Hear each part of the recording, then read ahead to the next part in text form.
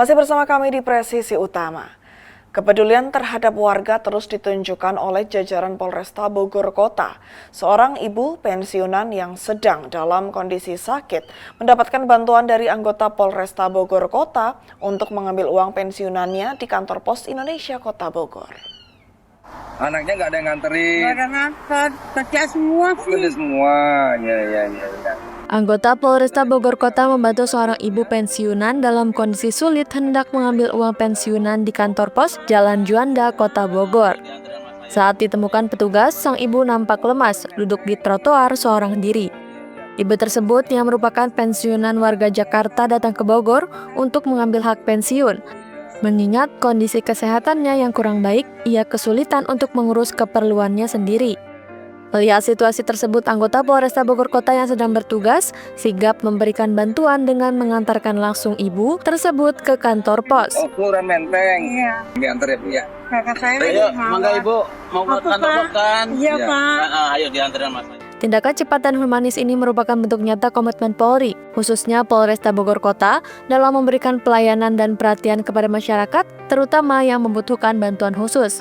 Kapolresta Bogor Kota Kombes Pol Eko Prasetyo menyampaikan bahwa kegiatan ini merupakan bagian dari pendekatan humanis Polri kepada masyarakat. Dari Humas Polresta Bogor Kota, Polda Jawa Barat melaporkan untuk Polri TV.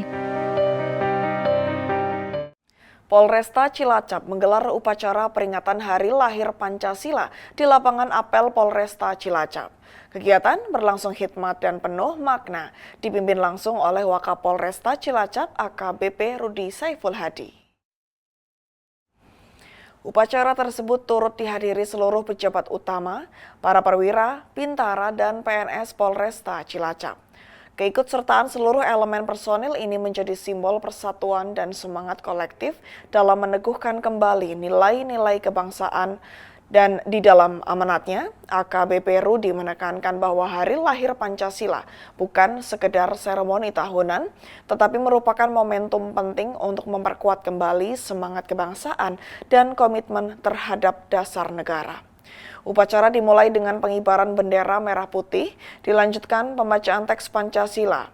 Peringatan ini menjadi refleksi penting bagi jajaran Polresta Cilacap dalam mengimplementasikan nilai-nilai Pancasila dalam setiap aspek tugas dan pengabdian.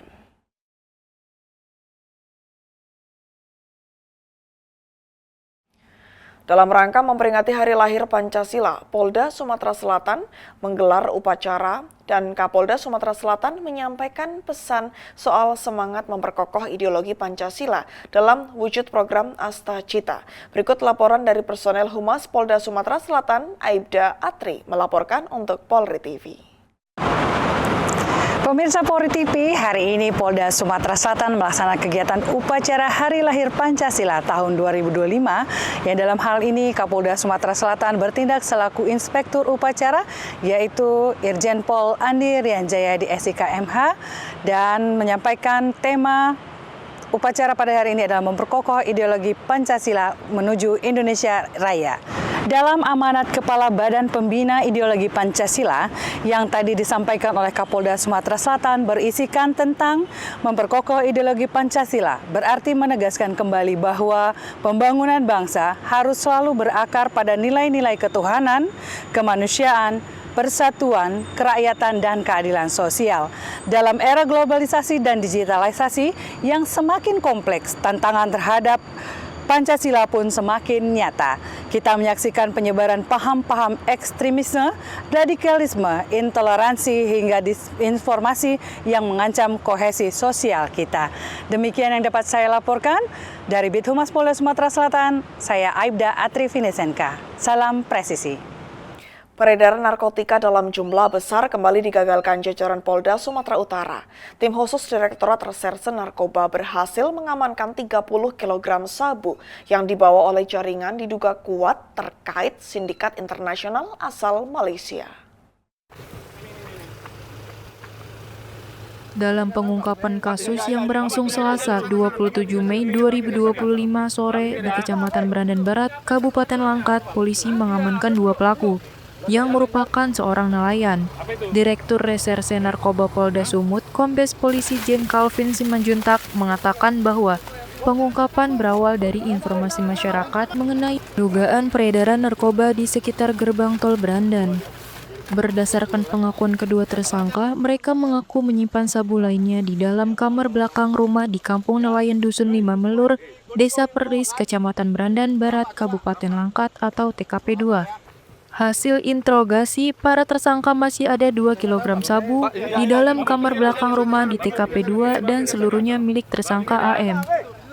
Dari lokasi penangkapan dan penggeledahan, petugas menyita barang bukti diantaranya 30 bungkus sabu dalam kemasan teh Cina Friso Dried durian, 2 unit handphone, dan uang tunai sebesar Rp2.500.000. Saat ini, tim Dires Narkoba Polda Sumut masih melakukan pemeriksaan intensif terhadap kedua tersangka. Polisi masih akan melakukan pendalaman untuk mengembangkan jaringan dan menangkap DPO. Dari Humas Polda Sumut melaporkan untuk Polri TV. Dalam rangka memperingati hari lahirnya Pancasila, Polda Kalimantan Selatan menggelar upacara di lapangan hitam Mapolda Kalimantan Selatan. Bribda Pramuda Temami, personel Polda Kalimantan Selatan akan memberikan laporan selengkapnya. Salam presisi. Dengan saya Bribda Pramuda Temami, pada hari ini Selasa tanggal 20 Mei tahun 2025, Polda Kalimantan Selatan melaksanakan upacara peringatan Hari Kebangkitan Nasional tahun 2025 yang bertempat di Mako Polda Kalimantan Selatan. Mari kita saksikan liputannya. Upacara Hari Lahir Pancasila dipimpin langsung oleh Irwasda Polda Kalimantan Selatan Kombes Pol Noviar dan diikuti oleh pejabat utama Polda Kalimantan Selatan, para personel Polri dan PNS Polri Polda Kalimantan Selatan.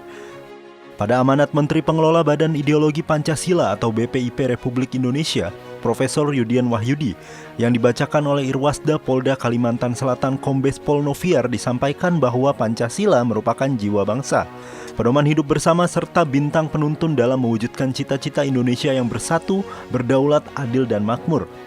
Dalam Pancasila kita belajar bahwa kebinekaan bukanlah alasan untuk terpecah, melainkan kekuatan untuk bersatu yang dimulai dari sila pertama hingga sila kelima. Terkandung prinsip-prinsip yang menuntun kita dalam membangun bangsa dengan semangat gotong royong, keadilan sosial, dan penghormatan terhadap martabat manusia. Dalam dunia pendidikan kita diajak menanamkan Pancasila sejak dini, bukan dalam sekedar pelajaran formal, tapi juga dalam praktek keseharian. Lingkungan pemerintah dan birokrasi nilai-nilai Pancasila harus hadir dalam bentuk pelayanan publik yang berkeadilan, transparan, dan berpihak kepada rakyat. Setiap kebijakan dan program harus mementingkan semangat kemanusiaan dan keadilan sosial, bukan kepentingan kelompok atau golongan. Dalam bidang ekonomi kita perlu memastikan bahwa pembangunan tidak hanya dinikmati oleh segelintir orang, tetapi menjadi berkah bagi seluruh rakyat Indonesia.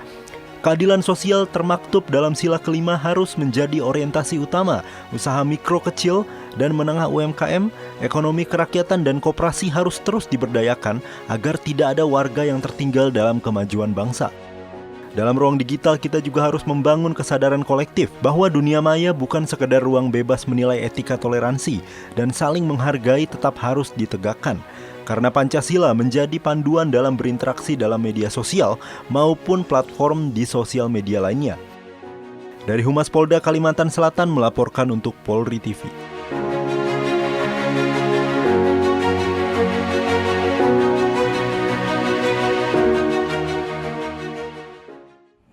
Direktorat Lalu Lintas Polda Kalimantan Utara melaksanakan kegiatan pelatihan peningkatan kemampuan mengemudi.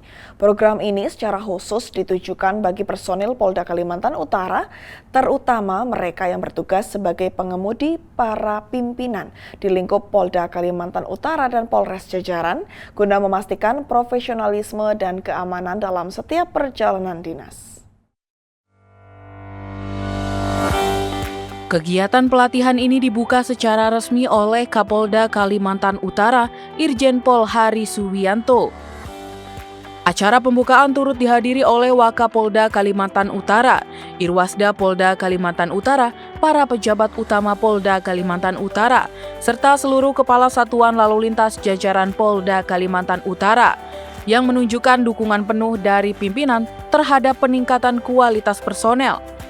Pelatihan ini dirancang untuk mengasah keterampilan mengemudi personel, meliputi teknik berkendara aman, respon dalam situasi darurat, serta pemahaman mendalam tentang etika berlalu lintas. Tujuannya adalah untuk memastikan para pengemudi memiliki kompetensi terbaik dalam mendukung mobilitas pimpinan, sekaligus menjadi teladan bagi pengguna jalan lainnya. Rangkaian pelatihan peningkatan kemampuan mengemudi ini diakhiri dengan sesi praktek langsung yang dilaksanakan di sirkuit Bumi Rahayu.